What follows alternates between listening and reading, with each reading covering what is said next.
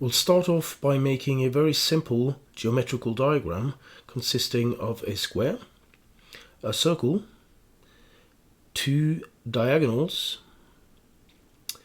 Now we will try to find a rectangle that has the same area as the circle. We can do so by making two parallel lines, and where they intersect the circle, you draw the line and then you move it slightly outwards so that optically you're getting a rectangle the same area as the circle. So this rectangle is optically adjusted.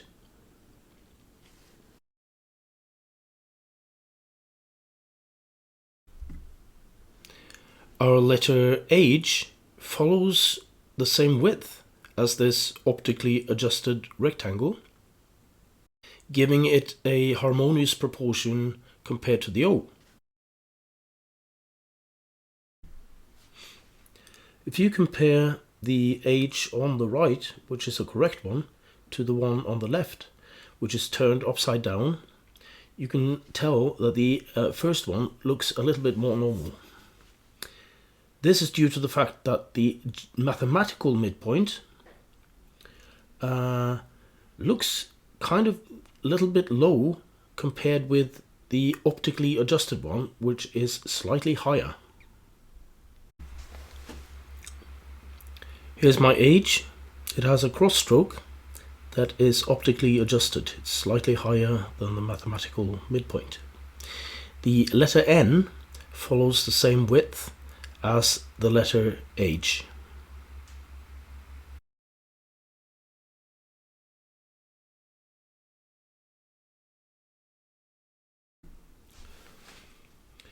The letter T has the same width as the H and the N.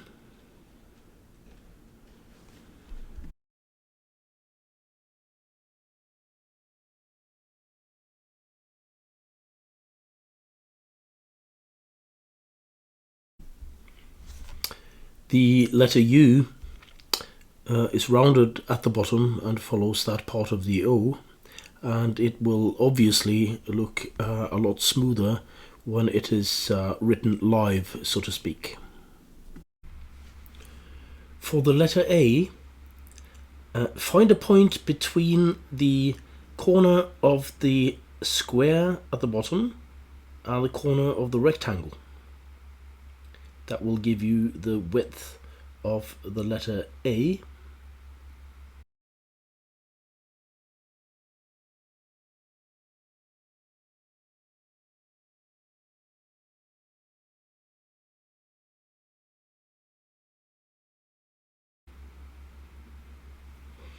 It will also give you the width of the letter V.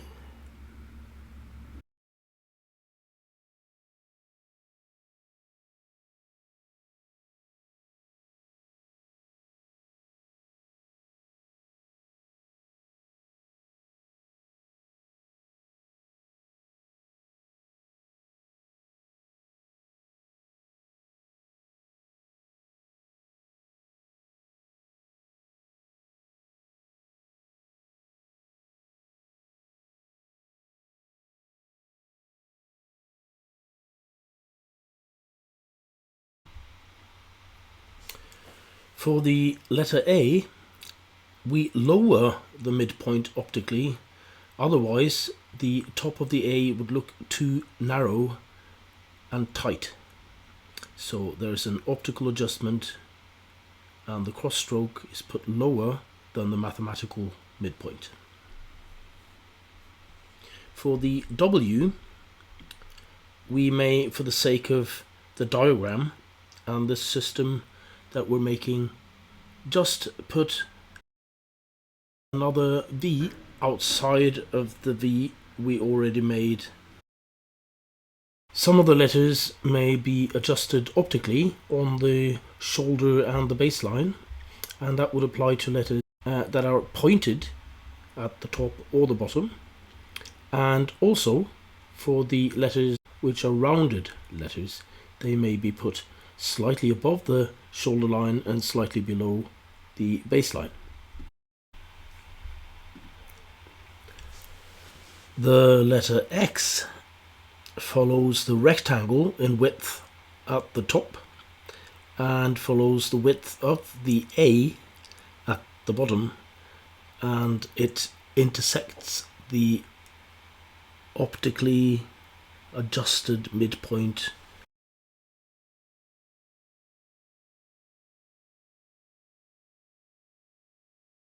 The Y looks a little bit like a martini glass, and the Z follows the X on top, which is the width of the rectangle on top, and the width of the A at the bottom.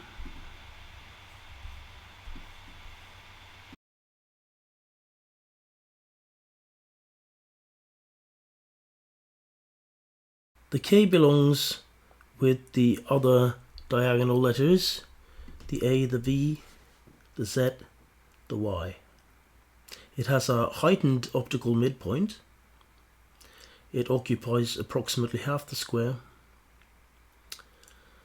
and the diagonal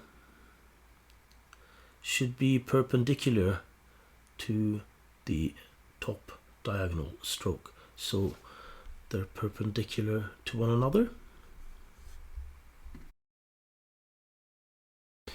Try to avoid making a calf-legged or splay-legged M. The legs on the side should be almost parallel. It follows the width of the rectangle on top and the width of the square at the bottom.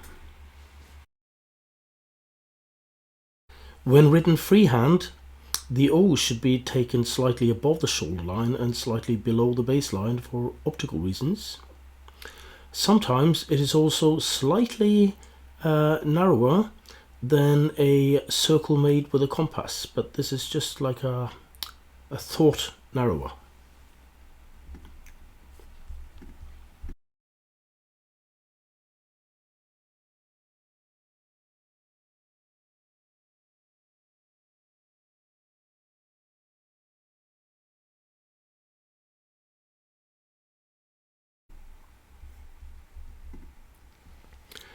The letter D is straight on the left side. It follows the left side of the rectangle. Then it straightens out, top and bottom, and follows the O on the right hand side. The letter Q in this system of letters should have a straight tail to be more in harmony with the other letters. The letter C should have a slightly flattened ending on top,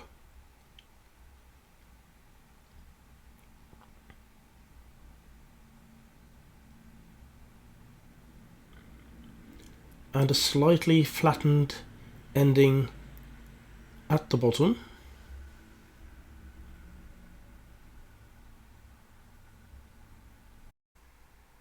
The G has the same width as the C. It has a flattened top, a flattened bottom. The placement of the midstroke on the G is subject to personal interpretation. The Trajan inscription one is a lot taller than this one. I prefer it to be quite low, and I always do it by eye, not by measurement. If you like to, you can put in an extra stroke horizontally, giving you a slightly different type of letter, like so.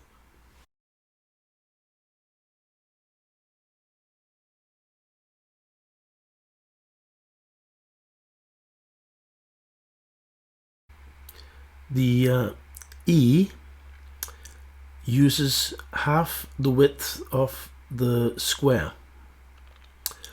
The midpoint of the E is a heightened optical one. So in keeping with the heightened optical midpoint of the E, make a square on the top side of the E and a square at the bottom of the E, and this will give you the width of the horizontal strokes of the E. Please note that the two upper strokes of the E are the same width, and that the bottom stroke of the E is only slightly wider than the two top strokes.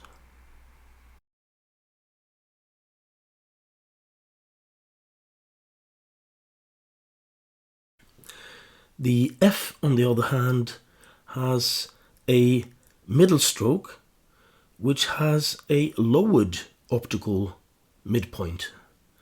This gives it stability.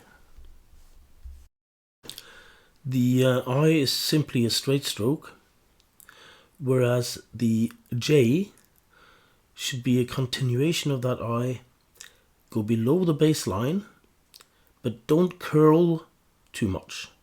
Keep the stroke open.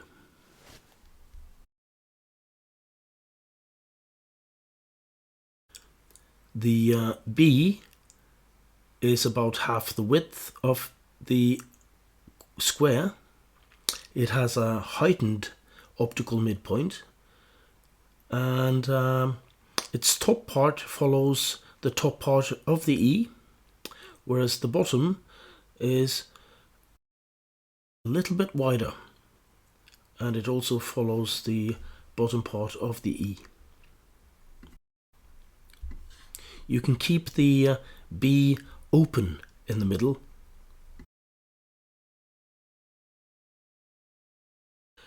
The letter R has a lowered optical midpoint, meaning the upper round part of the R is a little larger than the upper round part of the B. It has a rounder, larger bowl and a lowered midpoint. One of the tricks in order to get the R to work is the placement of this diagonal. Aim besides the corner, the top left corner, and make sure that the diagonal hits just where the bowl of the R ends, and don't be afraid to go across half the width of the square where you put its leg down. You may alternatively use a horizontal stroke to close up the R with, giving you a letter which has a straight vertical stroke, a round stroke, a diagonal and a horizontal stroke.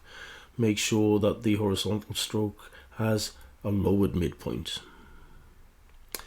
The S shape has the same basic principle as the B, but it occupies the other side of the square, meaning half the right side of the square,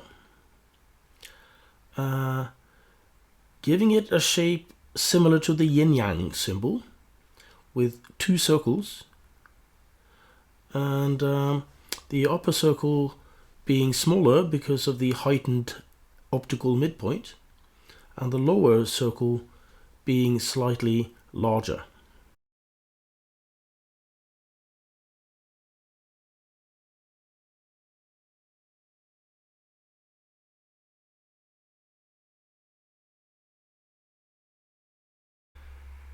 Make sure that the top stroke of the S is flattened, similar to what happens on top of the C and the G, and the bottom part of the S is also flattened.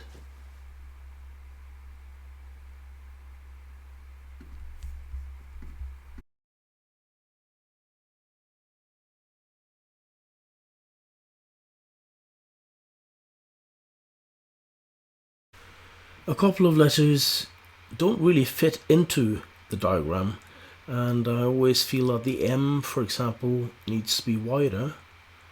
The W, I do find it's not an upside down M, but I do prefer the strokes on the side of the W to be slightly straighter than the W if it had been two simple V's next to one another. So I do tend to straighten up the sides of the W when I write it live, so to speak.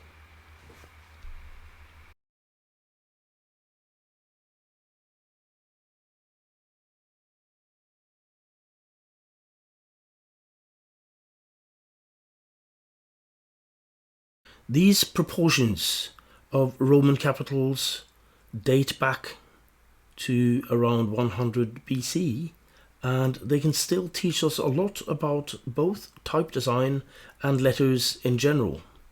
Comparing three different typefaces in three different styles to these Roman proportions can be very helpful.